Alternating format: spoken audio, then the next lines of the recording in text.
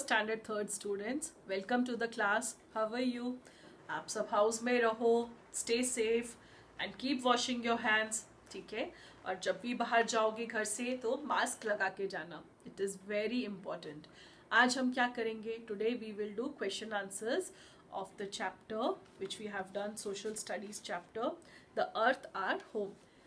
Let's see before that, what is the date today? Today is 8th August 2020 and the day is Saturday. Okay, so what we are doing today?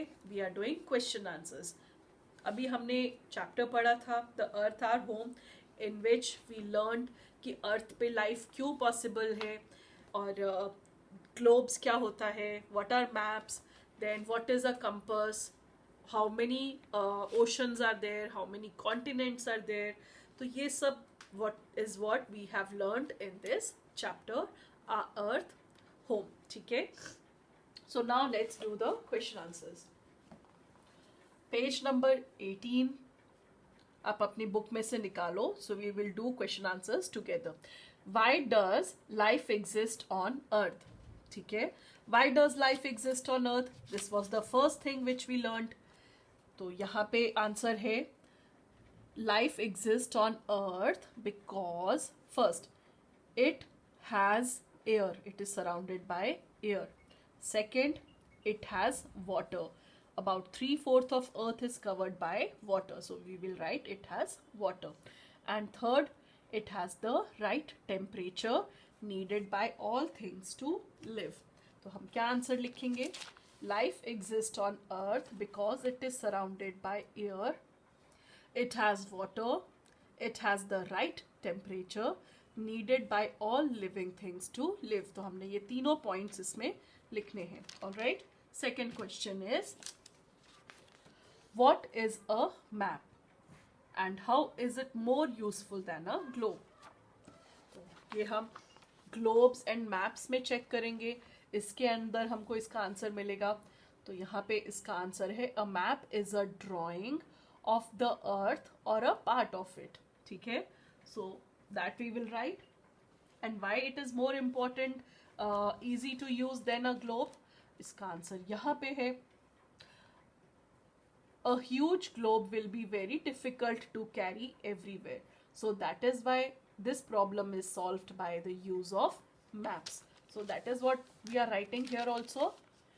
Map is a drawing of the earth on paper. Globes are very difficult to carry. That is why we use maps. All right. Next question. What are continents? Write the name of 7 continents. This we have done here.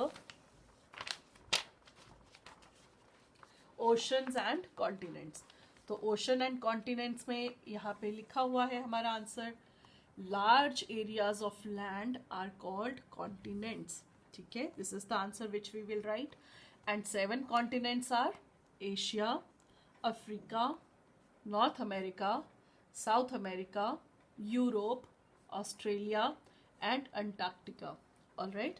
So this is our answer.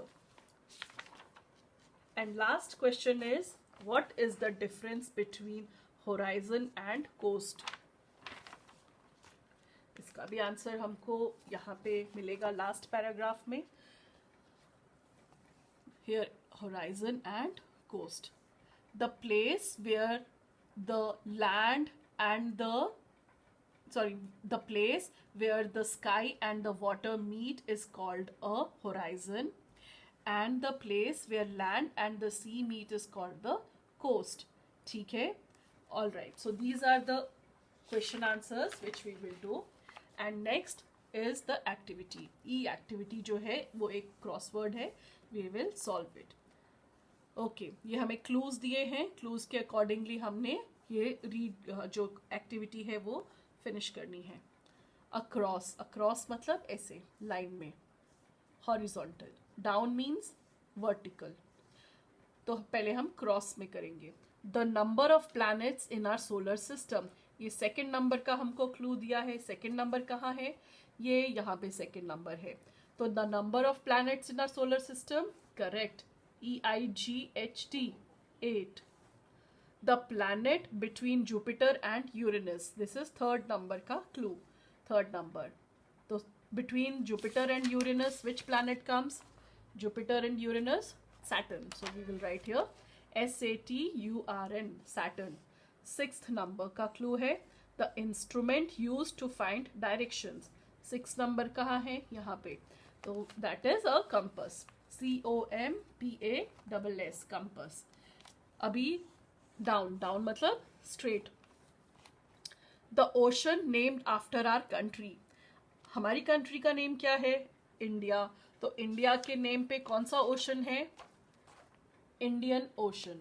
तो ये हम यहाँ पे answer लिख सकते हैं INDIAN, Indian, OCEAN, ocean, Indian ocean. Okay. The earth is shaped like this fruit.